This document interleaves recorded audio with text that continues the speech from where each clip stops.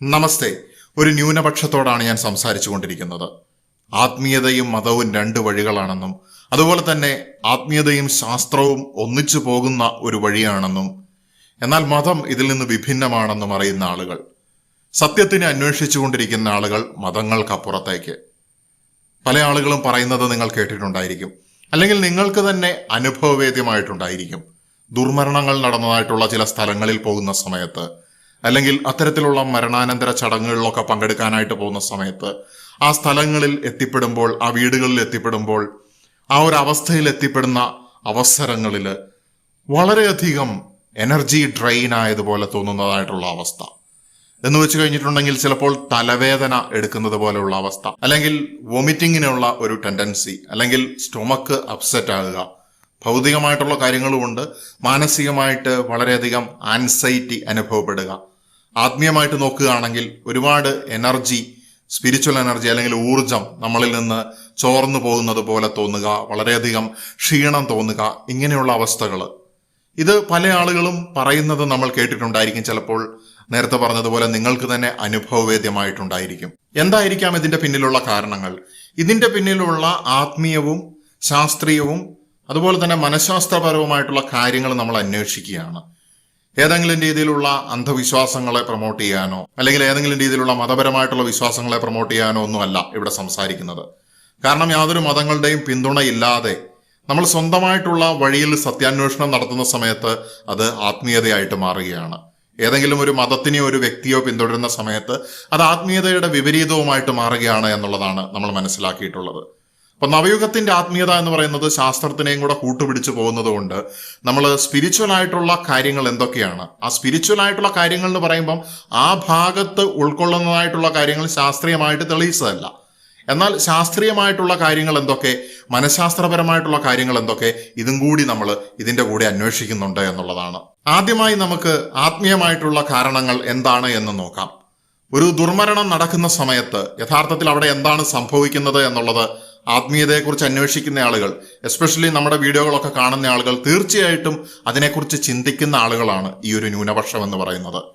അപ്പോൾ അവര് ഒരുപക്ഷെ ചിന്തിച്ച് എത്തിയിട്ടുണ്ടായിരിക്കും, അതായത് ദുർമരണം എന്ന് പറയുമ്പോൾ അത് അവിടെ ആത്മഹത്യ, അവിടെ ഞാൻ കൊലപാതകമോ അപകട മരണത്തിനെയോ ഒന്നും വ്യക്തിപരമായിട്ട് ഞാൻ ദുർമരണത്തിന്റെ കൂട്ടത്തിൽ എഴുതുന്നില്ല എന്നുള്ളതാണ്.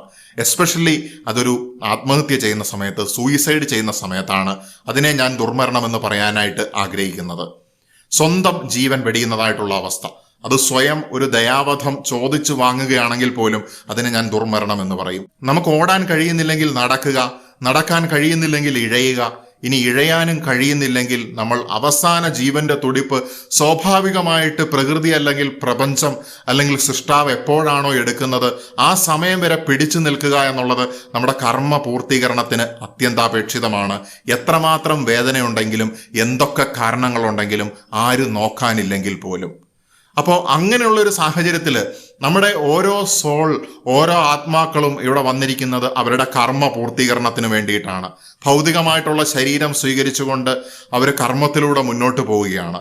അപ്പോൾ മൈൻഡ്, ബോഡി, സ്പിരിറ്റ്, നമ്മുടെ ഭൗതികമായിട്ടുള്ള ശരീരത്തിന്റെ പ്രൊട്ടക്ഷൻ ആവശ്യമുള്ളതായിട്ടുള്ള ആ ഒരു ഏരിയയാണ് ഞാൻ മൈൻഡ് എന്നതുകൊണ്ട് പറയാനായിട്ട് ഉദ്ദേശിക്കുന്നത്. അതായത് environment created by your brain, അല്ലെങ്കിൽ നിങ്ങളുടെ central nervous system, peripheral nervous system, or the entire you, നിങ്ങൾ ആകുന്ന ഭൗതികമായിട്ടുള്ള അവസ്ഥ സൃഷ്ടിക്കുന്നതായിട്ടുള്ള, നമുക്ക് കാണാൻ പറ്റാത്തതായിട്ടുള്ള ആ ഒരു അവസ്ഥയാണ് ഞാൻ മനസ്സെന്ന് പറയുന്നത്. മനസ്സിനെ കാണാൻ സാധിക്കില്ല, ബട്ട് നമ്മുടെ ബിഹേവിയറുകൾ നമുക്ക് കാണാനായിട്ട് സാധിക്കും. ആ ബിഹേവിയറുകളെ കുറിച്ചാണ് നമ്മൾ മനഃശാസ്ത്രത്തിൽ പഠിച്ചുകൊണ്ടിരിക്കുന്നത്. അപ്പോൾ മനഃശാസ്ത്രവും ചെറിയൊരു ഭാഗം മാത്രമാണ് ഈ സത്യാന്വേഷണത്തിന്റെ. അപ്പോൾ മൈൻഡ് കഴിഞ്ഞാൽ പിന്നെ ആത്മീയമായിട്ടുള്ള അവസ്ഥകളാണ്.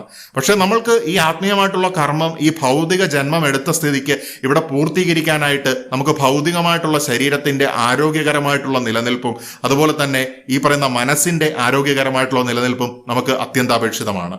ഈ ഒരു വേളയിലാണ് ഈ കർമ്മവുമായിട്ട് ബന്ധപ്പെട്ട് ചിന്തിക്കുന്ന സമയത്താണ് കർമ്മ പൂർത്തീകരണത്തിനായിട്ട് to learn something, to do something, അല്ലെങ്കിൽ ചില ലെസൺസ് പഠിക്കാനായിട്ട് നമ്മുടെ ഈ ആത്മാവ് ഈ ശരീരം സ്വീകരിച്ച് ഇവിടെ വന്നിട്ടുണ്ടെങ്കിൽ അല്ലെങ്കിൽ മൂലകാരണമായിട്ടുള്ള ഊർജത്തിൽ നിന്ന് പുറപ്പെടുന്നതായിട്ടുള്ള ഊർജത്തിന്റെ ഈ അംശങ്ങൾ ഇങ്ങനെ ഒരു ഭൗതികമായിട്ടുള്ള മാനിഫെസ്റ്റേഷൻ എടുത്തിട്ടുണ്ടെങ്കിൽ തീർച്ചയായിട്ടും അതിന്റെ സമയം കഴിയുന്നത് വരെ അതെവിടെ നിന്നാണോ വന്നത്, നമ്മളുടെ ആഗ്രഹപ്രകാരമല്ല നമ്മൾ ജനിച്ചത്, നമ്മുടെ ആഗ്രഹപ്രകാരമല്ല നമ്മൾ ഇന്ന മാതാപിതാക്കൾക്ക് ജനിച്ചത്, അവരുടെ ആഗ്രഹപ്രകാരമല്ല നമ്മൾ അവരുടെ മകനോ മകളോ ആയിട്ട് ജനിച്ചത്.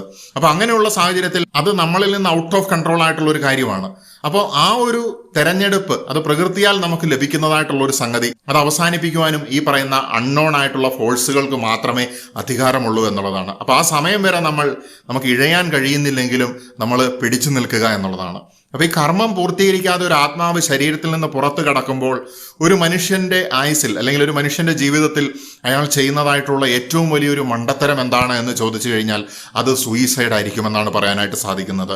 കാരണം അയാളുടെ ആത്മാവ് ശരീരത്തിൽ നിന്ന് വേർപ്പെടുന്നതായിട്ടുള്ള അവസ്ഥ, ആത്മാവിനൊപ്പം ഈ പറയുന്ന കോൺഷ്യസ്നെസ്, മനസ്സ് എന്ന് പറയുന്ന സംഗതിയും എതറിക് തലങ്ങളിലേക്ക് വേർപ്പെടുന്നതായിട്ടുള്ള അവസ്ഥ, ഇതൊക്കെ കുറച്ചുനാൾ അസ്ട്രൽ ബോഡി ആയിട്ട് നമ്മുടെ ഈ എൻവയോൺമെന്റിൽ ചുറ്റിത്തിരിഞ്ഞ് നടക്കുന്നു. അല്ലെങ്കിൽ ഇലക്ട്രോ മാഗ്നറ്റിക് ഫോഴ്സസ് ആയിട്ട്, അല്ലെങ്കിൽ നമ്മുടെ മെഷീൻസിന് പോലും ഡിറ്റക്ട് ചെയ്യാൻ സാധിക്കാത്ത രീതിയിലുള്ള സബ്റ്റിലായിട്ടുള്ള എനർജി ആയിട്ട് ഇങ്ങനെ ആകുന്ന സമയത്ത് ശരീരത്തിൽ നിന്ന് ഈ ബോധവും ഈ ബോധത്തിന്റെ ഉൾക്കാമ്പുകളും അല്ലെങ്കിൽ അബോധതലങ്ങളുടെ ആഴത്തിലുള്ളതായിട്ടുള്ള ഏറ്റവും മനുഷ്യന്റെ സംശുദ്ധമായിട്ടുള്ള ഭാവമായിട്ടുള്ള ആത്മാവും പുറത്തിറങ്ങുന്ന സമയത്താണ് സത്യങ്ങൾ കാണുന്നതും മനസ്സിലാക്കുന്നതും.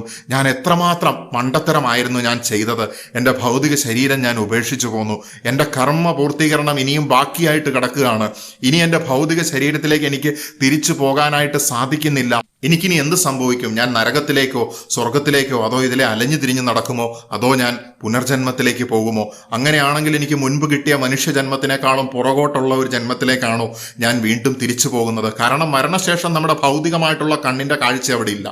ആന്തരികമായിട്ടുള്ള ആത്മീയമായിട്ടുള്ള ആ ഒരു തേടൈ എന്ന് പറയുന്നത് എല്ലാ ഡയമെൻഷനിലേക്കും റൊട്ടേറ്റ് ചെയ്യാൻ പറ്റുന്നതായിട്ടുള്ള 360 ഡിഗ്രി എന്ന് പറയാൻ പറ്റില്ല, അത് ഭൗതികമായിട്ടുള്ള മാനമാണ്. അതിനപ്പുറത്തേക്ക് to each and every dimension ഒരു സമയത്ത് പല സ്ഥലങ്ങളിലായിരിക്കാനായിട്ട് സാധിക്കുന്നതായിട്ടുള്ള ആ ഒരു അവസ്ഥയിൽ എത്തിക്കഴിയുമ്പോൾ കഠിനമായിട്ടുള്ള റിഗ്രറ്റ് ഉണ്ടാകുകയാണ്. അങ്ങനെ നമ്മൾ താൽക്കാലികമായിട്ടോ അല്ലെങ്കിൽ കുറച്ചു കാലം നീണ്ടു നിൽക്കുന്ന അവസ്ഥയിലോ ഒരു ദുരാത്മാവായിട്ട് മാറുകയാണ്, ഒരു നെഗറ്റീവ് എനർജി ആയിട്ട് മാറുകയാണ്. മരണപ്പെട്ട വ്യക്തിയുടെ ഈ ശക്തമായിട്ടുള്ള ആത്മീയമായിട്ടുള്ള നെഗറ്റീവ് ഊർജത്തിന്റെ ഫീൽഡിലേക്ക് നമ്മൾ പ്രവേശിക്കുന്ന സമയത്ത് ഒരുപക്ഷെ കർമ്മപൂർത്തീകരണത്തിലൂടെ കർമ്മം പൂർത്തിയാക്കാത്തതായിട്ടുള്ള ഈ ആത്മാവിൻ്റെ പ്രവർത്തനങ്ങളുടെ അവരുടെ ആ വിഷമത്തിൻ്റെ നെഗറ്റിവിറ്റി നമ്മുടെ ഓറ ഫീൽഡിലേക്കും കയറാനുള്ള സാധ്യതയുണ്ട്, നമ്മുടെ ആത്മീയമായിട്ടുള്ള ഊർജത്തിൻ്റെ ഫീൽഡിലേക്ക് കയറാനായിട്ടുള്ള സാധ്യതയുണ്ട്. ഇത് ശാസ്ത്രീയമായിട്ട് തെളിയിച്ച കാര്യമല്ല. ഞാൻ പറയുന്ന ആത്മീയം എന്ന് പറയുന്ന അതിൻ്റെ ആ ഒരു ലേബലിൽ, ആ ഒരു ബാനറിൽ എന്ന് തന്നെ ഞാൻ പറയും. അവിടെ പറയുന്നതായിട്ടുള്ള യാതൊരു കാര്യങ്ങളും ശാസ്ത്രീയമായിട്ട് തെളിയിച്ചതല്ല, അന്വേഷിച്ചുകൊണ്ടിരിക്കുന്നതായിട്ടുള്ള കാര്യം തന്നെയാണ്. അപ്പോൾ ഈ പ്രദേശത്ത് കുടുങ്ങിയതായിട്ടുള്ള ഈ ആത്മാക്കളുടെ സാരമായിട്ടുള്ള ചിന്തകൾ നമ്മുടെ ഊർജത്തിനെ ബാധിച്ചേക്കാം എന്നുള്ളതാണ് ഒന്നാമതായിട്ട് നമുക്ക് ഈ പറയുന്ന എനർജി ഡ്രെയിൻ അല്ലെങ്കിൽ ഈ പറയുന്നതായിട്ടുള്ള മരണസ്ഥലത്ത് പോകുമ്പോൾ തലപൊക്കാൻ പറ്റാത്തതായിട്ടുള്ള അത്രയും ക്ഷീണവും അസ്വസ്ഥതയും ഉണ്ടാകാനായിട്ടുള്ള കാരണം. ഇതെല്ലാവർക്കും ഫീൽ ചെയ്യുന്ന ഒരു കാര്യമല്ല, അത് ചില പ്രത്യേകതകളുള്ള ആൾക്കാർക്കാണ് ഫീൽ ചെയ്യുകയുള്ളൂ. അത് ഞാനിത് മുഴുവൻ പറഞ്ഞു കേൾക്കുന്ന സമയത്ത് മാത്രം നിങ്ങൾക്ക് മനസ്സിലാകുന്ന ഒരു കാര്യമാണ്. പല ആളുകളും എന്നോട് പറയാറുണ്ട്, ഒരുപാട് ദീർഘിപ്പിക്കാതെ ചുരുക്കി പറഞ്ഞുകൂടെ എന്നുള്ളത്. പക്ഷേ എത്രമാത്രം പറഞ്ഞാലും കേൾക്കാനായിട്ട് മനസ്ഥിതിയുള്ള ആളുകളുണ്ട്. എന്താണ് അതിന് കാരണം? ചുരുക്കി പറയാൻ പറഞ്ഞവരോട് ഞാൻ വിരോധമായിട്ട് പറയുന്നതല്ല. അതിനപ്പുറത്തേക്ക് സത്യാന്വേഷണം എന്ന് പറയുന്നത് സമയമെടുക്കുന്ന, ക്ഷമാപൂർവ്വം നമ്മൾ കടന്നു പോകേണ്ടതായിട്ടുള്ള ഒരു കാര്യമാണ്. അവരുടെ മുന്നിൽ മാത്രമേ സത്യം വെളിവായി വരികയുള്ളൂ എന്നുള്ളതാണ്. കാരണം ഈ പ്രകൃതിയിൽ നോക്കിയാൽ തന്നെ ഒരു മരം വളർന്നു വരണമെങ്കിൽ എത്രമാത്രം സമയമെടുക്കും. ഇത്തരത്തിലുള്ള കാര്യങ്ങൾ നമുക്ക് വേഗത്തിൽ പറയാനായിട്ട് സാധിക്കില്ല. അതിനപ്പുറത്തേക്ക് ഇതിന്റെ കാര്യകാരണങ്ങളിലൂടെ വ്യക്തമാക്കുന്ന സമയത്താണ് നമുക്ക് ആത്മീയത എന്ന് പറയുന്നത് ഒരു അന്ധവിശ്വാസമല്ല, മതം പോലെയുള്ള ഒരു അന്ധവിശ്വാസമല്ല എന്നുള്ളത് മനസ്സിലാക്കാനായിട്ട് സാധിക്കുന്നത്. അടുത്തതായിട്ടുള്ള കാര്യം എന്ന് പറയുന്നത് ദുർമരണം അല്ലെങ്കിൽ ആത്മഹത്യ എന്ന് പറയുന്ന സമയത്ത് അവിടെ വേദനയുടെ അവസ്ഥയാണ്. കഠിനമായിട്ടുള്ള വേദനയിലൂടെയാണ് ഒരു മനുഷ്യൻ മരണപ്പെടുന്നത്. സാധാരണഗതിയിൽ ഒരുവൻ വൃദ്ധനായി അല്ലെങ്കിൽ രോഗിയായി അവൻ സ്വാഭാവികമായിട്ടുള്ള മരണത്തിന് കീഴ്പ്പെടുന്ന സമയത്ത് അവൻ അത്രയും വേദന അനുഭവപ്പെടുന്നില്ല എന്ന് തന്നെ പറയേണ്ടതായിട്ട് വരും. ചില ആളുകൾ മരണത്തിന് മുൻപ് കാണിക്കുന്നതായിട്ടുള്ള പ്രത്യേകതകളെക്കുറിച്ച് ഞാൻ ഒന്നിലധികം വീഡിയോയിൽ ഈ ചാനലിൽ പറഞ്ഞതുകൊണ്ട് അതിൻ്റെ കാര്യകാരണങ്ങളിലേക്ക് ഞാൻ പോകുന്നില്ല. എന്തുകൊണ്ടാണ് സ്വാഭാവിക മരണത്തിന് ആത്മഹത്യയുടെ അത്രയും ബുദ്ധിമുട്ടില്ല എന്ന് പറയാൻ കാരണം എന്നുള്ളത് ആ വീഡിയോകളിൽ വ്യക്തമായിട്ട് പറയുന്നുണ്ട്. എന്ന് വെച്ചാൽ ആ വീഡിയോ കേട്ട് ചിന്തിച്ചു കഴിയുന്ന സമയത്ത് തീർച്ചയായിട്ടും നിങ്ങൾക്ക് ഇതുമായിട്ട് കണക്ട് ചെയ്യാനായിട്ട് സാധിക്കും. പക്ഷേ ഇവിടെ സൂയിസൈഡ് എന്ന് പറയുന്ന സമയത്ത് അതികഠിനമായിട്ടുള്ള വേദനയിലൂടെയാണ് മനുഷ്യൻ കടന്നു പോകുന്നത്. അത് ചിലപ്പോൾ തൂങ്ങി മരണമായിരിക്കാം, വിഷം കഴിച്ചുള്ള മരണമായിരിക്കാം. എന്ത് രീതിയിലുള്ള മരണമാണെങ്കിലും ആ മരിക്കുന്ന സമയത്തും അതിനുശേഷവും ശരീരത്തിൽ നിന്ന് ആത്മാവ് വേർപ്പെട്ടതിന് ശേഷം ആത്മാവിനുണ്ടാകുന്ന വേദനയും, ഈ രണ്ട് തരം വേദനയുടെയും ഭൗതികവും ആത്മീയവുമായിട്ടുള്ള ഈ വേദനയുടെ കണികകൾ ആ ഒരു പ്രദേശത്ത് ഹോണ്ട് ചെയ്തുകൊണ്ട് അവിടെ ഒരു ബാധ പോലെ നിൽക്കുകയാണ്. ആ ഊർജവുമായിട്ട് ഇൻട്രാക്ട് ചെയ്യുന്ന സമയത്ത് നിങ്ങളുടെ ഉപബോധ മനസ്സിൽ അത് വളരെയധികം സ്വാധീനിക്കുന്നു. ബിക്കോസ് ഈ ഊർജത്തിന്, ഈ ആത്മാവിന് ഒരുപാട് നിങ്ങളോട് പറയാനുണ്ട്. ഈ ഇതറിക് ബോഡിക്ക്, ഈ അസ്ട്രൽ ബോഡിക്ക്, ഈ പ്രാണശരീരത്തിന് ഒരുപാട് നിങ്ങളോട് പറയാനുണ്ട്. ഒരുപാട് മനുഷ്യരോട് അതിന് ഒരുപാട് കാര്യങ്ങൾ പറയാനുണ്ട്. ഈ അവസ്ഥയിലായിരിക്കുന്ന സമയത്ത് പ്രത്യേകിച്ച് ഞാൻ ഇനി പറയാൻ പോകുന്ന പ്രത്യേകതയുള്ള ആളുകളെ സംബന്ധിച്ചിടത്തോളം തീർച്ചയായിട്ടും എനർജി ഡ്രെയിൻ ഉണ്ടാകും, ശക്തമായിട്ടുള്ള ക്ഷീണമുണ്ടാകും. ആ സ്ഥലത്ത് നിന്ന് ഓടിപ്പോയാലോ എന്ന് പോലും തോന്നിയേക്കാം. അടുത്തതായിട്ടുള്ള കാര്യം എന്ന് പറയുന്നത്, നിങ്ങൾ ആ പ്രദേശത്തേക്ക് പോകുന്നതിന് മുൻപ് വേണ്ടത്ര മുന്നൊരുക്കങ്ങൾ ചെയ്തിട്ടില്ലെങ്കിൽ, നിങ്ങൾ കൃത്യമായിട്ട് കുളിച്ച് നിങ്ങൾ നിങ്ങളുടെ ഊർജം നിലനിർത്തിക്കൊണ്ടാണ് പോകുന്നതെങ്കിൽ, കൃത്യമായിട്ടുള്ള ഭക്ഷണം കഴിച്ചിട്ടാണ് പോകുന്നതെങ്കിൽ, എന്ന് വെച്ച് കഴിഞ്ഞിട്ടുണ്ടെങ്കിൽ മാംസഭക്ഷണങ്ങളോ അല്ലെങ്കിൽ മദ്യമോ അല്ലെങ്കിൽ മറ്റു രീതിയിലുള്ള അൺഹെൽത്തി ആയിട്ടുള്ള ഭക്ഷണമോ കഴിച്ചിട്ടാണ് ഈ സ്ഥലത്ത് പോകുന്നതെങ്കിൽ, നിങ്ങൾ ഈ സ്ഥലത്തേക്ക് പോകുമ്പോൾ ഒരു യോദ്ധാവിനെ പോലെ അല്ലെങ്കിൽ ഒരു മഹർഷിയെ പോലെ സംശുദ്ധമായിട്ട് പോകണമെന്നുള്ളതാണ് ഞാൻ പറയുന്നത്. ബിക്കോസ് നമ്മുടെ ഓറ എന്ന് പറയുന്നത് നമ്മുടെ ഒരു സംരക്ഷണ വലയം കൂടിയാണ്. ഈ ഓറയ്ക്ക് എന്തെങ്കിലും രീതിയിലുള്ള ഒരു വീക്ക്നെസ് ഉണ്ടാകുന്ന സമയത്ത് തീർച്ചയായിട്ടും ഇത്തരത്തിലുള്ള ഊർജങ്ങൾ നമ്മുടെ ഓറയിലേക്ക് അറ്റാച്ച് ചെയ്യാനും ഇൻട്രാക്ട് ചെയ്യാനും വളരെയധികം ശ്രമിച്ചുകൊണ്ടിരിക്കും. നിങ്ങൾ മനസ്സുകൊണ്ട് ആ ഒരു ഊർജം നിങ്ങളുടെ ഓറയിലേക്ക് പറ്റിപ്പിടിക്കാൻ താല്പര്യമില്ലാത്ത വ്യക്തിയായിരിക്കാം. എന്നിരുന്നാലും ഇത് ശ്രമിക്കും, പക്ഷെ സ്ഥിരമായിട്ട് പറ്റിപ്പിടിക്കില്ല. എപ്പോഴാണ് ഇത്തരത്തിലുള്ള ആത്മാക്കൾ നമ്മുടെ കൂടെ കൂടുന്നത് എന്ന് ചോദിച്ചു കഴിഞ്ഞിട്ടുണ്ടെങ്കിൽ, ചില ആളുകൾ ഓജാ ബോർഡ് എന്ന് പറയുന്ന പരിപാടി ചെയ്യാറുണ്ട്. ആത്മാക്കളെ വിളിച്ചുകൊണ്ട് ആഭിചാര ക്രിയകൾ ചെയ്യാറുണ്ട്. ഇങ്ങനെയൊക്കെ ചെയ്യുന്ന വ്യക്തികൾ യഥാർത്ഥത്തിൽ ഓജാ ബോർഡിനെ ഒരു തമാശയായിട്ടോ അല്ലെങ്കിൽ അതിനെ ഒരു ഭൗതികമായിട്ടുള്ള ഒരു മാജിക് ആയിട്ടോ കൺസിഡർ ചെയ്യുന്ന അവസ്ഥയല്ല ഞാൻ പറയുന്നത്. ചില ആളുകൾ ഇത് ചെയ്യുമ്പോൾ വളരെ സീരിയസ് ആയിട്ട് ആത്മാവ് അല്ലെങ്കിൽ അതിൽ കൃത്യമായിട്ട് മരണപ്പെട്ട ആത്മാക്കളെ വിളിക്കാറില്ല. അതിനപ്പുറത്തേക്ക് ഇത്തരത്തിലുള്ള ദുർമരണങ്ങളിൽ കൂടെ പോയ ആൾക്കാരെയാണ് വിളിക്കുമ്പോഴാണ് പെട്ടെന്ന് വരുന്നത് എന്ന് പറയുന്നത്. അങ്ങനെ ചെയ്യുന്ന വ്യക്തികളെ സംബന്ധിച്ചിടത്തോളം നിങ്ങൾ ശ്രദ്ധിച്ചു നോക്കിയിട്ടുണ്ടെങ്കിൽ അറിയാം, ഈ ഓജാ ബോർഡിലൂടെ പഠനകാലത്തും മറ്റും ഒത്തിരി ഇൻട്രാക്ഷൻസ് നടത്തിയിട്ടുള്ള വ്യക്തികളെ സംബന്ധിച്ചിടത്തോളം അവർക്ക് പിന്നീടും അവർക്ക് മാനസികമായിട്ടുള്ള പ്രശ്നങ്ങൾ ഉണ്ടാകാനുള്ള സാധ്യത വളരെയധികം നിങ്ങൾ കണ്ടിട്ടുണ്ടായിരിക്കും. അല്ലെങ്കിൽ എപ്പോഴും അവരുടെ പിന്നാലെ ഇങ്ങനെ ഒരു എനർജി ഉള്ളതായിട്ട് ചിലപ്പോൾ തോന്നുന്നതായിട്ടുള്ള അവസ്ഥകളും ഉണ്ടായിരിക്കും. ചുരുക്കി പറഞ്ഞാൽ ഓറ ശക്തമാക്കിക്കൊണ്ട് വേണം നമ്മൾ ഇത്തരത്തിലുള്ള സ്ഥലങ്ങളിലേക്ക് പോകാനായിട്ട്. അതർവൈസ് ഈ ശക്തമാണെങ്കിൽ പോലും നമ്മളുമായിട്ട് ഇൻട്രാക്ട് ചെയ്യാനായിട്ട് ഈ അതീന്ദ്രിയ ശക്തികൾ ശ്രമിക്കുന്ന സമയത്ത് തീർച്ചയായിട്ടും നമുക്ക് എനർജി ഡ്രെയിൻ ഉണ്ടാകും. ഇത് ചെറുതായിട്ടുള്ള ഭൗതികമായിട്ടുള്ള കളിയല്ല, അതിനപ്പുറത്തേക്കുള്ള തലങ്ങളിലുള്ള കളിയാണ് എന്നതുകൊണ്ട് തന്നെ തലചുറ്റൽ, തളർച്ച, ആശയക്കുഴപ്പം. ഇനി നമ്മൾ ശാസ്ത്രീയമായിട്ടുള്ള അതിൻ്റെ കാരണങ്ങൾ നോക്കുന്ന സമയത്ത് EMF അല്ലെങ്കിൽ electro magnetic field, electro magnetic forces ചില മരണം നടന്ന സ്ഥലങ്ങളിൽ അല്പം ഉയർന്നു നിൽക്കുന്നതായിട്ട് ചില ഗവേഷകർ കണ്ടെത്തിയിട്ടുണ്ട് എന്നുള്ളതാണ്. അതിൻ്റെ ശാസ്ത്രീയമായിട്ടുള്ള കാരണങ്ങളൊന്നും പ്രസ്താവിക്കാനായിട്ട് ആർക്കും തന്നെ സാധിച്ചിട്ടില്ല. ബട്ട് അതൊരുപക്ഷെ മനുഷ്യരിൽ നിന്ന് അവരൊത്തുകൂടുമ്പോൾ ഉണ്ടാകുന്ന അവരുടെ ദുഃഖത്തിൻ്റെ ആ ഒരു സാന്ദ്രതയായിരിക്കാം. അല്ലെങ്കിൽ ശാസ്ത്രീയമായിട്ട് പറയുമ്പോൾ നമുക്ക് പൂർണ്ണമായിട്ടും ആത്മീയമായിട്ട് പറയാനായിട്ട് സാധിക്കില്ല. മരണപ്പെട്ടു പോയ വ്യക്തിയുടെയോ അദ്ദേഹത്തിൻ്റെ ആത്മാവിൻ്റെയോ ഒരു നെഗറ്റീവായിട്ടുള്ള അവസ്ഥയുടെ പ്രതിഫലനം, അല്ലെങ്കിൽ അവിടെ കൂടുതലായിട്ട് ആത്മാക്കൾ തമ്മിലുള്ള ഒരു കമ്മ്യൂണിക്കേഷൻ നടക്കുവാനായിട്ട് ശ്രമിക്കുന്ന അവസ്ഥകളൊക്കെ കാണാനായിട്ട് സാധിക്കും. ഒരു വ്യക്തി ഒരു ദിവസം എന്നോട് പറയുകയുണ്ടായി, ചോദിക്കുകയുണ്ടായി, എന്തുകൊണ്ടാണ് നിങ്ങൾ സാത്താൻ എന്ന് പറയുന്ന സംഗതി ഇല്ല, അല്ലെങ്കിൽ സാത്താന് ശക്തിയില്ല എന്നുള്ള രീതിയിൽ പലപ്പോഴും സംസാരിക്കുന്നത്? നിങ്ങൾ പോസിറ്റീവായിട്ടുള്ള കാര്യങ്ങൾ മാത്രമാണല്ലോ വീഡിയോയിൽ കൂടെ പറയുന്നത് എന്നുള്ളത്. അപ്പോൾ ഞാൻ അദ്ദേഹത്തിനോട് ചിരിച്ചുകൊണ്ട് മൗനമാണ്, അവിടെ ഒരു മണ്ടനായി നിൽക്കുകയാണ് ഞാൻ ചെയ്തത്. പക്ഷേ അദ്ദേഹം പറഞ്ഞ ഒരു കാര്യമെന്ന് പറയുന്നത്, നിങ്ങൾ തീർച്ചയായിട്ടും ഇതും സംസാരിക്കണം. എന്തുകൊണ്ട് ചില കുടുംബങ്ങളിൽ നിരന്തരമായിട്ടുള്ള ആത്മഹത്യ വരുന്നു? കുടുംബങ്ങളിൽ ആത്മഹത്യ വരുന്നുണ്ടെങ്കിൽ നമ്മൾക്ക് വിചാരിക്കാം അവിടെ ഒരു രക്തബന്ധം അല്ലെങ്കിൽ അവിടെ ഒരു മനഃശാസ്ത്രപരമായിട്ടുള്ള അല്ലെങ്കിൽ ഒരു ന്യൂറോളജിക്കൽ ലെവലിലുള്ള അല്ലെങ്കിൽ അത്തരത്തിലുള്ള ഒരു കാരണമുണ്ട് എന്ന് നമുക്ക് വേണമെങ്കിൽ വിചാരിക്കാം. ഒരു പാറ്റേൺ ഉണ്ട്, ഒരു ഫിസിയോളജിക്കൽ പാറ്റേൺ ഉണ്ട് എന്ന് വേണമെങ്കിൽ നമുക്ക് വിചാരിക്കാം. പക്ഷേ ഒരു ബന്ധവുമില്ലാത്ത ചില പ്രദേശങ്ങളിൽ ജീവിക്കുന്ന അല്ലെങ്കിൽ ചില പ്രദേശങ്ങളിൽ എന്തുകൊണ്ട് ആത്മഹത്യ കൂടിയിരിക്കുന്നു, അവിടെയും ഒരു പക്ഷേ നമുക്ക് മനഃശാസ്ത്രപരമായിട്ടുള്ള കാര്യങ്ങൾ കണ്ടെത്താൻ സാധിച്ചേക്കാം. പക്ഷേ അദ്ദേഹം എന്നോട് മുന്നോട്ട് വെച്ചൊരു കാര്യം, ഒരു വ്യക്തി മരണപ്പെടുന്നു, ഒരു കുടുംബത്തിലെ ഗൃഹനാഥൻ മരണപ്പെടുന്നു. പിന്നീട് അദ്ദേഹം മരണപ്പെട്ട് 10-20 വർഷത്തിന് ശേഷം അദ്ദേഹത്തിന്റെ മകനും ഇതുപോലെ തന്നെ ചെയ്യുന്നു. ഈ മകനെ ആത്മഹത്യ ചെയ്ത സമയത്ത് അദ്ദേഹം തൂങ്ങി മരിച്ചതാണ് എന്ന് സങ്കല്പിക്കുക. അവിടെ പോയിട്ട് ഇദ്ദേഹത്തിനെ അഴിച്ചിറക്കിയ വ്യക്തി, അല്ലെങ്കിൽ ആദ്യമായിട്ട് വിജനമായ പ്രദേശത്ത് ഇദ്ദേഹം ഇങ്ങനെ തൂങ്ങിക്കിടക്കുന്നത് കണ്ടതായിട്ടുള്ള ഒരു വ്യക്തി പെട്ടെന്ന് ഭയക്കുന്നു. ഇദ്ദേഹം ആത്മഹത്യ ചെയ്തതിനെ വളരെയധികം വിമർശിക്കുന്നു, കുറ്റം പറയുന്നു, കരയുന്നു. പക്ഷെ പിന്നീട് കുറച്ച് വർഷങ്ങൾ കഴിഞ്ഞതിന് ശേഷം ഈ മൂന്നാമത് പറഞ്ഞതായിട്ടുള്ള ഈ വ്യക്തിയും അതേ രീതിയിൽ, എന്ന് വെച്ചാൽ ഇവരുടെ കുടുംബവുമായിട്ട് ബന്ധമില്ല, അച്ഛൻ ആത്മഹത്യ ചെയ്തു, മകൻ ആത്മഹത്യ ചെയ്തു, മകന്റെ മൃതശരീരം അവിടെ നിന്ന് താഴെ ഇറക്കാനോ അല്ലെങ്കിൽ അത് ആദ്യമായിട്ട് കണ്ടതോ ആയിട്ടുള്ള ഈ മൂന്നാമത്തെ വ്യക്തിയെ സംബന്ധിച്ചിടത്തോളം അയാൾക്കും ഇങ്ങനെ ഒരു വിഷമമുണ്ടാകുന്നു. അതെന്തുകൊണ്ടായിരിക്കും അങ്ങനെ സംഭവിക്കുന്നത്? അദ്ദേഹവും ആത്മഹത്യയിലേക്ക് നീങ്ങിയതായിട്ടുള്ള കേസുകൾ ഞാൻ കേട്ടിട്ടുണ്ട്. എന്തുകൊണ്ടായിരിക്കാം അതിന്റെ കാരണം? നമ്മുടെ ഓറ ശക്തമല്ലാതെ നിൽക്കുന്ന സമയത്ത്, നമ്മുടെ മനസ്സിലും ഇതിനുള്ള ചില ടെൻഡൻസീസ് ഉള്ള സമയത്ത്, നമ്മുടെ മനസ്സ് ശക്തമല്ലാതിരിക്കുന്ന സമയത്ത്, ദുർബലമായിട്ടുള്ള നിഷ്കളങ്കമായിട്ടുള്ള ഒരു മനസ്സായിരിക്കുന്ന സമയത്ത് ഒരു പക്ഷേ ഈ ചിന്ത നമ്മളിലേക്ക് വന്നതാണോ, അതോ ഒരു ദുരാത്മാവിന്റെ പ്രവർത്തനം? അതുവരെ വളരെ സന്തോഷത്തിൽ പെരുമാറുകയും ഇടപെടുകയും ചെയ്യുന്ന വ്യക്തി പെട്ടെന്നൊരു ദിവസം ഒരു സമയത്ത് പോയി ആത്മഹത്യ ചെയ്യുന്നു. ചില ആളുകൾ വിശ്വസിക്കുന്നത് ദുരാത്മാക്കളുടെ ഇടപെടലാണ് എന്നുള്ളതാണ്. ഞാൻ നേരത്തെ പറഞ്ഞ ആ വിശ്വാസിയായിട്ടുള്ള വ്യക്തി എന്നോട് ഇങ്ങനെ സജസ്റ്റ് ചെയ്തു, ഇങ്ങനെ ഒരു കാരണം ഉണ്ട് എന്നാണ് അദ്ദേഹം വിശ്വസിക്കുന്നത്. ഞാൻ പറഞ്ഞു, എന്നെ സംബന്ധിച്ച് ഒന്നും ഉണ്ട് അല്ലെങ്കിൽ ഇല്ല എന്നുള്ളത് എനിക്ക് ഉറപ്പിച്ച് പറയാനായിട്ട് കഴിയില്ല, എനിക്കറിയില്ല. ബിക്കോസ് ഞാനൊരു ട്രൂത്ത് സീക്കറാണ്. അനുഭവങ്ങളുടെ വെളിച്ചത്തിൽ വരുന്ന കാര്യങ്ങൾ മാത്രമാണ് ഞാൻ പറയുന്നത് നിങ്ങളോട്. ആ അനുഭവങ്ങൾ ശാസ്ത്രീയമായിരിക്കാം, അശാസ്ത്രീയമായിരിക്കാം, പക്ഷേ അത് എനിക്കുണ്ടാകുന്നതായിട്ടുള്ള വ്യക്തിപരമായിട്ടുള്ള ഫെനമിനോളജിക്കലായിട്ടുള്ള സബ്ജക്റ്റീവായിട്ടുള്ള എക്സ്പീരിയൻസസ് തന്നെയാണ്. അതുതന്നെയാണ് എൻ്റെ ചാനലിൽ കൂടെ ഞാൻ പറഞ്ഞുകൊണ്ടിരിക്കുന്നത്. എൻ്റെ ജീവിതമാണ് ഞാൻ നിങ്ങളോട് ചാനലിൽ കൂടെ പറഞ്ഞുകൊണ്ടിരിക്കുന്നത്. അതുകൊണ്ട് അതിൽ കലർപ്പുകളില്ല എന്നുള്ളതും കൂടി മനസ്സിലാക്കുക.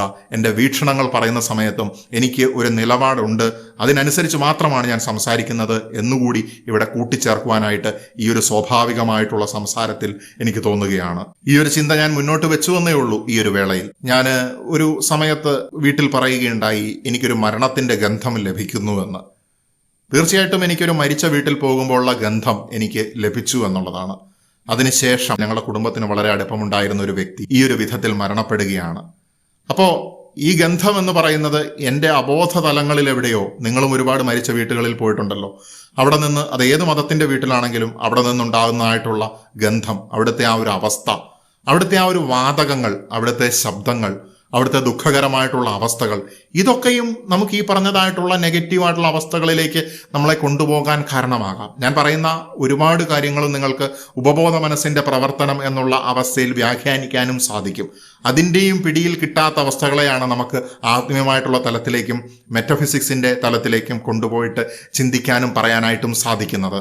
എന്റെ മുത്തശ്ശൻ ഒരിക്കൽ പറഞ്ഞ ഒരു കാര്യം ഞാൻ കേട്ടിട്ടുണ്ട്. ഒരു മരണം നടന്ന സമയത്ത് ആത്മഹത്യ ചെയ്തതാണ്. ആ വ്യക്തിയെ ഇറക്കി കിടത്തി അദ്ദേഹത്തിന്റെ എല്ലാ മരണാനന്തരമുള്ള പല ശാരീരികമായിട്ട് ചെയ്യുന്ന കാര്യങ്ങളൊക്കെ ചെയ്ത് അദ്ദേഹത്തിനെ കിടത്തി. അത് കഴിഞ്ഞ് കുറച്ചു നേരം കഴിഞ്ഞപ്പോൾ ഭീകരമായിട്ടുള്ള ശബ്ദത്തോടുകൂടി അദ്ദേഹത്തിന്റെ ഉള്ളിൽ നിന്നും ഒരു വായു പ്രവാഹം ഉണ്ടാകുന്നതായിട്ടുള്ള അവസ്ഥ. എല്ലാവരും പേടിച്ചു പോയി. അത്രയും മരിച്ചു കിടക്കുന്ന ഒരു വ്യക്തിയിൽ നിന്ന് അങ്ങനെ ശബ്ദമുണ്ടാകുമ്പോൾ അതിന് ശാസ്ത്രീയമായിട്ട് പല കാര്യങ്ങളും നമുക്ക് പറയാം. അത് എന്തെങ്കിലും രീതിയിലുള്ള വാതകങ്ങൾ ഉള്ളിൽ നിന്ന് പുറത്തേക്ക് പോയതായിരിക്കാം. മേ ബി അങ്ങനെ ഉണ്ടെങ്കിലും ഇത്തരത്തിലുള്ള വാതകങ്ങൾ, പുകകൾ, ഗന്ധങ്ങൾ, അവിടെ ആ സ്ഥലത്തുണ്ടാകുന്ന മതപരമായിട്ടുള്ള ചടങ്ങുകൾ കൊണ്ട് ഉണ്ടാകുന്നതായിട്ടുള്ള കെമിക്കൽ കോമ്പോസിഷൻസും അതുമായിട്ട് അസോസിയേറ്റ് ചെയ്തതായിട്ടുള്ള നമ്മുടെ ഓർമ്മകളും എല്ലാം കൂടി ഒരുമിച്ച് പ്രവർത്തിക്കുമ്പോൾ നമ്മുടെ ബ്രെയിൻ ആകെ കൺഫ്യൂഷനിലാവുകയും നമുക്ക് ഒരുപക്ഷെ വോമിറ്റിംഗ് അല്ലെങ്കിൽ എനർജി ഡ്രെയിനൊക്കെ ഉണ്ടാകാൻ സാധ്യതയുണ്ട് എന്നാണ് നമുക്ക് ശാസ്ത്രീയമായിട്ടുള്ള അടുത്തതായിട്ടുള്ള ഒരു കാരണം പറയാനായിട്ട് സാധിക്കുന്നത്. അതുപോലെ തന്നെ അഡ്രിനാലിൻ അല്ലെങ്കിൽ കോർട്ടിസോൾ ഹോർമോൺ വർദ്ധിക്കുന്നത്, ഇത്തരത്തിലുള്ള സാഹചര്യങ്ങളിൽ പോകുന്ന സമയത്ത് നമുക്ക് ഫിയർ ഉണ്ടാകും, അല്ലെങ്കിൽ ആൻസൈറ്റി ഉണ്ടാകും. ഇതൊക്കെയായിട്ട് ബന്ധപ്പെട്ടിട്ടും നേരത്തെ പറഞ്ഞ എനർജി ഡ്രെയിൻ നമുക്ക് ഫീൽ ചെയ്യാനുള്ള സാധ്യത വളരെ അധികമാണ്. ഇത് നമുക്ക് ഒരുപാട് ക്ഷീണം വരുത്തും. അതുപോലെ തന്നെ മരണം നടന്ന വീടുകളുടെയൊക്കെ ഉള്ളിലും മുറികളിലുമൊക്കെ ദുഃഖിതരായിട്ടിരിക്കുന്ന ഒരുപാട് ആളുകളുണ്ട്. ആളുകൾ ഇങ്ങനെ തടിച്ചുകൂടി നിൽക്കുമ്പോൾ, അതും സന്തോഷത്തിൻ്റെതല്ലാത്തതായിട്ടുള്ള ഒരു സാഹചര്യത്തിൽ നിൽക്കുമ്പോൾ, അതും നമുക്ക് ശാരീരികമായിട്ടും മാനസികമായിട്ടും പല രീതിയിൽ ബുദ്ധിമുട്ടുകൾ ഉണ്ടാക്കാം എന്നുള്ളതാണ്. ശാസ്ത്രീയമായിട്ടുള്ള കാര്യങ്ങൾ പറഞ്ഞു കഴിഞ്ഞു. ഇനി മനഃശാസ്ത്രപരമായിട്ടുള്ള കാര്യങ്ങൾ. മനഃശാസ്ത്രവും ശാസ്ത്രത്തിന്റെ ഒരു ഭാഗം തന്നെയാണ്, എങ്കിലും ഞാനതിൽ ഫോക്കസ്ഡ് ആയിട്ട് സംസാരിക്കുകയാണ് ഒരു മനഃശാസ്ത്രജ്ഞൻ എന്നുള്ള നിലയിൽ. സൈക്കിക് ഇംപ്രിന്റ്സ് എന്നാണ് ഒന്നാമത്തെ ഒരു കാരണം നമുക്ക് പറയാനായിട്ട് സാധിക്കുന്നത്. ഇത് ചെയ്ത വ്യക്തി അല്ലെങ്കിൽ ഇത് ചെയ്യുന്നതായിട്ടുള്ള വ്യക്തികൾ അനുഭവിക്കുന്നതായിട്ടുള്ള ശാരീരികമായിട്ടുള്ള ബുദ്ധിമുട്ടുകൾ നമ്മുടെ മനസ്സിൽ അങ്ങനെ പതിയുകയാണ്. തൂങ്ങി മരിച്ച വ്യക്തിയായിരിക്കാം, ഞരമ്പ് മുറിച്ച വ്യക്തിയായിരിക്കാം. ചില ആളുകളൊക്കെ പറയുന്നത് കേട്ടിട്ടുണ്ടായിരിക്കും, എനിക്ക് അങ്ങനെ ഒന്നും ചിന്തിക്കാനേ സാധിക്കുന്നില്ല, എങ്ങനെ ചെയ്യാനായിട്ട് സാധിക്കും, എനിക്ക് ആത്മഹത്യ ചെയ്യണമെന്നുണ്ട്, പക്ഷെ ആത്മഹത്യ ചെയ്യാൻ പേടിയാണ് എന്ന് പറയുന്നത് പോലെ. ബിക്കോസ് ഇവർക്ക് അല്പം കൂടി എക്സ്പാൻഡഡ് ആയിട്ടുള്ള കോൺഷ്യസ്നെസ് ഉണ്ട് ആത്മഹത്യ ചെയ്തവരെക്കാളും. കാരണം ഈ എക്സ്പാൻഷൻ ഓഫ് കോൺഷ്യസ്നെസ്സിനെ കുറിച്ച് ഞാൻ കൂടുതൽ പറയേണ്ടതില്ല, മുമ്പ് പറഞ്ഞിട്ടുണ്ട്. അതായത് ഈ ബോധമണ്ഡല വികാസം ചുരുങ്ങി വരുന്ന സമയത്താണ് നമ്മൾ പരാജയങ്ങളിലേക്ക് പോകുന്നത്.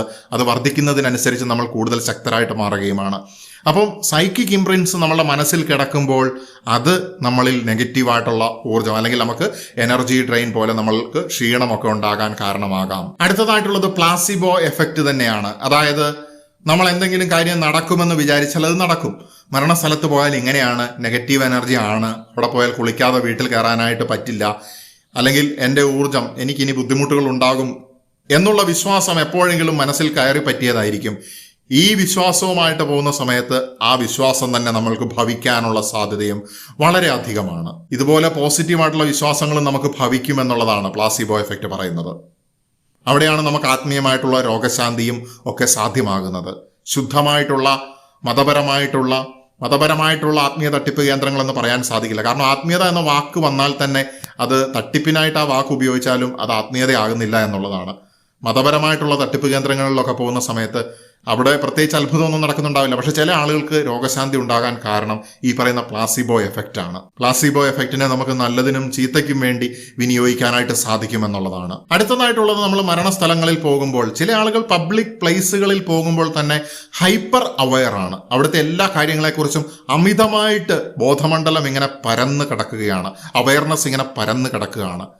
അങ്ങനെ ഉണ്ടാകുന്ന ഹൈപ്പർ അവെയർനെസ്, അത് ബോധമണ്ഡല വികാസം കൂടുതലുള്ള ആളുകൾക്ക് ഈ പ്രശ്നം വളരെയധികമായിരിക്കും. നിങ്ങൾ കേട്ടിട്ടില്ലേ, ഇന്റലിജന്റ് ആയിട്ടുള്ള ഒരു വ്യക്തിയെ നിങ്ങൾക്ക് എപ്പോഴും സന്തോഷത്തോടെ കാണാൻ സാധിക്കില്ല എന്നുള്ളത്.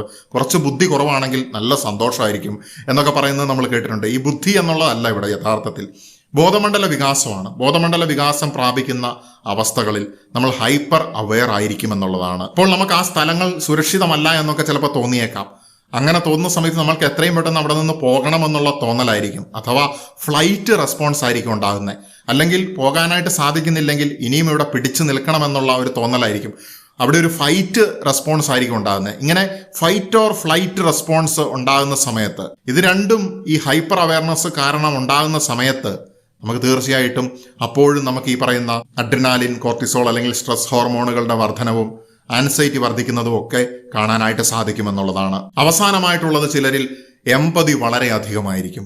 എംപത്ത് എഫക്റ്റ് എന്ന് നമുക്കിതിനെ പറയാനായിട്ട് സാധിക്കും. മറ്റുള്ളവരുടെ വേദന, ദുഃഖം, മരണവേദന, മരിച്ച വ്യക്തിയുമായിട്ട് ബന്ധപ്പെട്ടിട്ടുള്ളതായിട്ടുള്ള ചിന്തകളിലൂടെ പോകുന്ന സമയത്ത് അയാൾ അനുഭവിച്ച വേദനകളെക്കുറിച്ച് ചിന്തിക്കുമ്പോൾ, അയാൾ അനുഭവിച്ചതായിട്ടുള്ള ആത്മീയ ദുഃഖത്തെക്കുറിച്ച് ചിന്തിക്കുമ്പോൾ, മാനസികമായിട്ടുള്ള ഭാരത്തെക്കുറിച്ച് ചിന്തിക്കുന്ന സമയത്ത്, അയാൾ അനുഭവിക്കുന്നതായിട്ടുള്ള അല്ലെങ്കിൽ ആ ചുറ്റിനുള്ള വ്യക്തികൾ അനുഭവിക്കുന്നതായിട്ടുള്ള അയാളുടെ ബന്ധുക്കളുടേതായിട്ടുള്ള ദുഃഖത്തിനെക്കുറിച്ച് ചിന്തിക്കുന്ന സമയത്ത് ഈ എമ്പത് എഫക്റ്റ് ഇതൊക്കെ നമുക്കും ഫീൽ ചെയ്യുന്നതിലേക്ക് കൊണ്ടുവരും എന്നുള്ളതാണ്.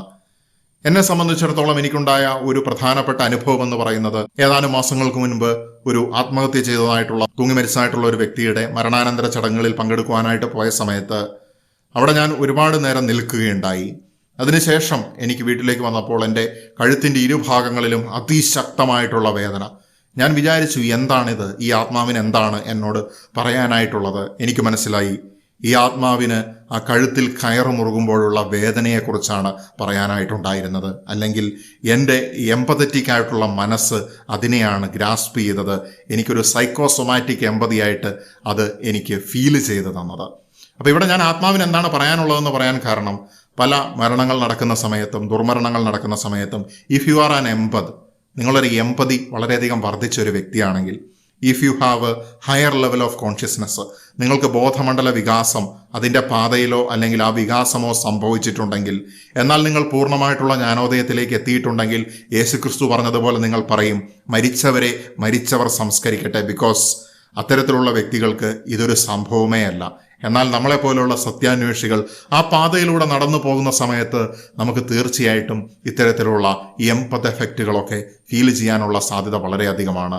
നമുക്ക് ഇത്തരത്തിലുള്ള ഹൈപ്പർ അവയർനെസ് ഫീൽ ചെയ്യാനുള്ള സാധ്യത വളരെ അധികമാണ്. ബുദ്ധിമാനായ മനുഷ്യനെ സന്തോഷത്തോടെ കാണാനായിട്ട് സാധിക്കില്ല എന്ന് പറയുന്നത് പോലെ തന്നെ ബോധമണ്ഡല വികാസത്തിന്റെ പാതയിലൂടെ പോകുന്ന വ്യക്തികളെയും ചിലപ്പോൾ സന്തോഷത്തിൽ കാണാൻ സാധിക്കില്ല. ബിക്കോസ് അവർക്കെല്ലാം മനസ്സിലാകുന്നു, ഇഫ് ദേ ആർ എംപതറ്റിക്, അവർക്കെല്ലാം അനുഭവിക്കാനായിട്ട് സാധിക്കുന്നു. ഇഫ് ദേ ആർ അഡ്വാൻസ്ഡ് എംപതിയുള്ള ആളുകളാണെങ്കിൽ അവർ അത് അനുഭവിച്ചതുപോലെ തന്നെയാകുന്നു. ഇങ്ങനെയുള്ള അവസ്ഥകൾ ഉണ്ടാകുമെന്നുള്ളതാണ്. സോൾസ്, ഇത്തരത്തിലുള്ള ആൾക്കാർ, നമ്മൾ കൂടുതൽ സംസാരിക്കുന്നത് ആരോടാണ്? നമ്മൾ പറയുന്നത് കേൾക്കുന്ന ആളുകളോടാണ്. അതുപോലെ തന്നെ ഈ ആത്മാക്കൾ അവരുണ്ട്, അവരോട് ഇന്ററാക്ട് ചെയ്യാനായിട്ടുള്ളൊരു മനസ്സുണ്ട്, അവരെ അറിയാനായിട്ടുള്ളൊരു മനസ്സുണ്ട് എന്നുള്ള അവസ്ഥകളിലുള്ള വ്യക്തികളുമായിട്ട് അവർ ഇന്ററാക്ട് ചെയ്യാനായിട്ട് വന്നുകൊണ്ടേയിരിക്കും. അവർക്ക് ചിലപ്പോൾ ചില കഥകൾ പറയുവാനുണ്ടായിരിക്കും, അവർക്ക് ചിലപ്പോൾ അവരുടെ പരാജയത്തിന്റെ കാരണങ്ങൾ പറയുവാനുണ്ടായിരിക്കും, അവർക്ക് ചിലപ്പോൾ ഇങ്ങനെയൊന്നും ചെയ്യരുത് എന്ന് മറ്റുള്ളവർക്ക് പറഞ്ഞു കൊടുക്കണം എന്ന് പറയുവാനുണ്ടായിരിക്കും. ഒരുപക്ഷെ ഈ വീഡിയോ പോലും അത്തരത്തിലൊരു കാരണമായിരിക്കാം. ഇനി ഒരിക്കലും ആരും അങ്ങനെ ചെയ്യരുത്. എൻ്റെ വീഡിയോ കേൾക്കുന്ന ഒരാളുകളോട് ഞാൻ പറയുകയാണ്, എനിക്ക് എൻ്റെ ജീവിതത്തിൽ ഏറ്റവും ഞാൻ ഒരുപാട് കാര്യങ്ങൾ ചെയ്തതിൽ എനിക്ക് ഭൗതികമായിട്ട് ഓഫ്ലൈനായിട്ട് ഞാൻ പണ്ട് വർഷങ്ങൾക്ക് മുൻപ് ഞാൻ എത്ര പേർക്ക് ക്ലാസ് എടുത്തു എന്ന് എണ്ണി നോക്കിയപ്പോൾ 1,00,000 കടന്നു. ഞാനത് അഭിമാനത്തോടു കൂടി ഞാനായിരിക്കുന്ന സ്ഥാപനത്തിൻ്റെ മേധാവിയായിട്ടുള്ള ഒരു വൃദ്ധ വൈദികനോട് പറയുകയുണ്ടായി. അദ്ദേഹം എന്നെ വളരെയധികം അഭിനന്ദിച്ചു. അന്ന് ഞാൻ വിചാരിച്ചത് വലിയൊരു കാര്യമാണ് എന്നുള്ളത്. പക്ഷെ പിന്നീട് വർഷങ്ങൾ കഴിഞ്ഞു, ഇന്ന് നമ്മുടെ ഈ ചാനലിലൂടെയുള്ള കാര്യങ്ങൾ 1 കോടിയിലധികം ആളുകൾ കേട്ടു എന്നാണ് ഞാൻ മനസ്സിലാക്കുന്നത്. അപ്പോൾ അങ്ങനെയുള്ള ഒരു അവസ്ഥയിൽ നിൽക്കുമ്പോഴും ഇതൊന്നുമല്ല വലിയ കാര്യമെന്ന് ഞാൻ മനസ്സിലാക്കുകയാണ്. കാരണം ഈ ചാനലിലെ ചില വീഡിയോകളിലൂടെ കടന്നുപോയതായിട്ടുള്ള ചില വ്യക്തികൾ പല സമയത്തും കമന്റ് ചെയ്തത് ഞാൻ ശ്രദ്ധിക്കുകയുണ്ടായി. ഞാൻ ആത്മഹത്യയുടെ വക്കിൽ നിൽക്കുകയായിരുന്നു, ഞാൻ മരിക്കുവാൻ വേണ്ടി തീരുമാനിച്ചിരിക്കുകയായിരുന്നു. ഈ വാക്കുകൾ കേട്ടപ്പോൾ എനിക്ക് പിടിച്ചു നിൽക്കാനും അല്ലെങ്കിൽ മുകളിലേക്ക് പറക്കാനും ഉയരാനുമുള്ളതായിട്ടുള്ള ഫൈറ്റ് ചെയ്ത് ജീവിതത്തിൽ സ്വാഭാവികമായിട്ടുള്ള അവസ്ഥകളിലൂടെ കടന്നു പോകാനുള്ള ഒരു ധൈര്യം കിട്ടി, ശക്തി കിട്ടി എന്നുള്ളത്. അപ്പോഴാണ് എനിക്ക് മനസ്സിലായത്, ഞാൻ ഈ സംസാരിക്കുന്ന ചെറിയ കാര്യങ്ങൾ, ചിലപ്പോൾ എനിക്ക് തോന്നും ചെറിയതായിട്ടുള്ള വാക്കുകൾ, ചെറിയതായിട്ടുള്ള സംസാരങ്ങൾ, ഒരു വീഡിയോ എന്നൊക്കെ പറയുന്ന ചെറിയൊരു കാര്യമാണല്ലോ നമ്മുടെ ജീവിതത്തിൽ. ആ ചെറുതായിട്ടുള്ള കാര്യം വലുതായിട്ടുള്ള ഇഫക്റ്റുകൾ ചില ജീവിതങ്ങളിൽ ഉണ്ടാക്കുന്നുണ്ട്.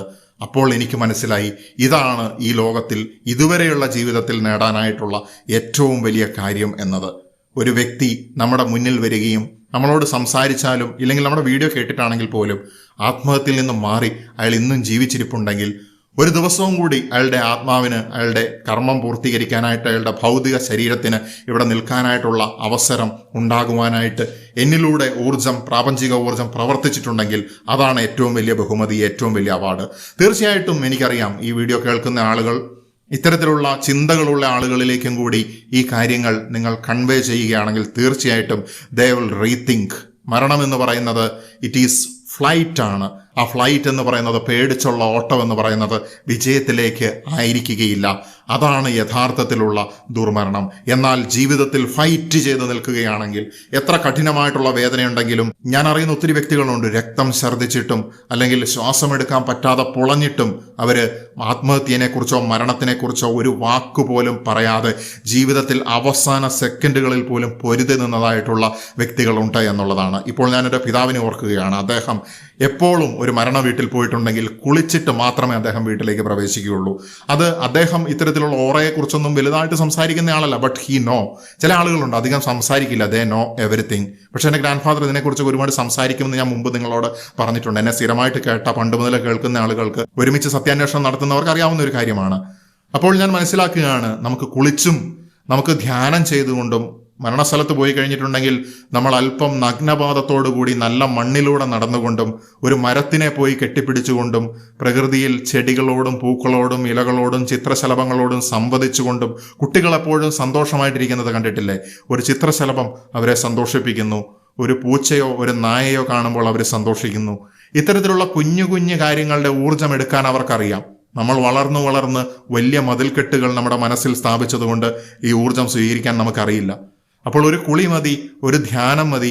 ആത്മഹത്യയെക്കുറിച്ച് ചിന്തിച്ച് അതിന്റെ മുന്നിൽ പോയിരിക്കുന്ന സമയത്ത് പോലും അല്പമൊന്ന് ചിന്തിക്കാനോ ചിന്തിപ്പിക്കുവാനോ ഒരു വ്യക്തി ഉണ്ടായാൽ മതി, പല ആളുകൾക്കും ജീവിതത്തിലേക്ക് തിരിച്ചു വരാനായിട്ട് സാധിക്കും. ഈ വീഡിയോയുടെ ഒരു റെലവൻസും കൂടെ ഞാൻ പറയുകയാണ്. ഒരുപാട് ആത്മഹത്യകൾ വേൾഡ് വൈഡ് വർദ്ധിച്ചു വരുന്ന കാര്യം നമുക്ക് കാണാനായിട്ട് സാധിക്കുന്നുണ്ട് എന്നുള്ളതാണ്. ആത്മഹത്യ പോലെ തെറ്റായിട്ടുള്ള ഒരു കാര്യമാണ് കൊലപാതകങ്ങൾ എന്ന് പറയുന്നത്. അറിഞ്ഞുകൊണ്ട് നേരിട്ടോ അല്ലാതെയോ അതിൽ പങ്കുചേരുക എന്ന് പറയുന്നതും വളരെ നെഗറ്റീവായിട്ടുള്ള ഒരു കാര്യമാണ്. മനുഷ്യന്മാർക്ക് ശാന്തിയിലും സമാധാനത്തിനും സ്വന്തം കാര്യം നോക്കി ജീവിക്കാനായിട്ട് സാധിക്കട്ടെ. ഇവിടെ പറഞ്ഞ കാര്യങ്ങളിൽ ആത്മീയമായിട്ടുള്ള, ശാസ്ത്രീയമായിട്ട് തെളിയിക്കാത്ത കാര്യങ്ങളുണ്ട്. അതുപോലെ തന്നെ സൈക്കോളജിക്കലായിട്ടുള്ള കാര്യങ്ങളുണ്ട്. അതുപോലെ തന്നെ പാരാസൈക്കോളജിക്കൽ, മെറ്റഫിസിക്കൽ ആൻഡ് സയന്റിഫിക് ആയിട്ടുള്ള കാര്യങ്ങളുമുണ്ട്. ഇതൊക്കെ നിങ്ങളുടെ വിവേചന ബുദ്ധി കൊണ്ട് വേർതിരിച്ചറിയുക. നമുക്ക് ഒരുമിച്ച് സത്യത്തിനെ അന്വേഷിച്ചു കൊണ്ടേയിരിക്കാം. നമ്മുടെ ജീവിതത്തിൽ ലക്ഷ്യമില്ല, ഈ യാത്ര തന്നെയാണ് ലക്ഷ്യമെന്ന് പറഞ്ഞുകൊണ്ട് തൽക്കാലത്തേക്ക് നിർത്തുകയാണ്. നിങ്ങൾക്ക് ഓടാൻ കഴിയുന്നില്ലെങ്കിൽ നടക്കുക, നടക്കാൻ കഴിയുന്നില്ലെങ്കിൽ ഇഴയുക, പക്ഷെ മുന്നോട്ട് തന്നെ പോവുക. നമസ്തേ.